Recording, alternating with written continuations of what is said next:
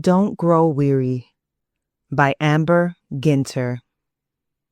Let us not become weary in doing good, for at the proper time we will reap a harvest if we do not give up. Galatians chapter 6, verse 9.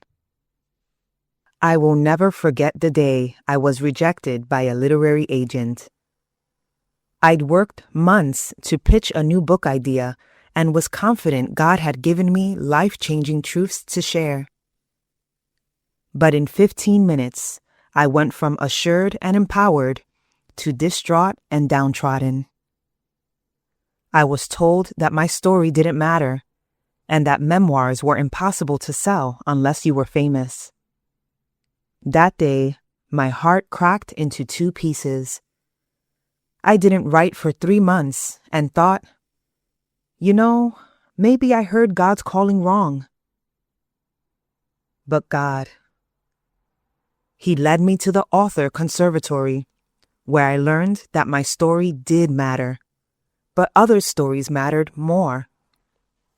Because you see, our job as authors isn't to write books for ourselves, but to serve and help those around us who are hurting. Over the last 4 years, I've learned how to craft nonfiction writing in a way that serves my audience. Pieces of that original memoir have naturally trickled in, but it's not been easy. I've poured hours of blood, sweat, and tears into the pages you will hopefully someday read. When God led me back to this agent in July of 2024, I was dumbfounded. I questioned him numerous times and said, "Lord, you don't understand. I was rejected so miserably." But then I felt him say, "I was too. And yet we can persevere together. We can choose not to grow weary of doing good." With all the courage I could muster, I walked into that pitch appointment with my head held high. When I was offered a contract on the spot, I nearly cried. The agent didn't remember me, but I could see that something was different this time.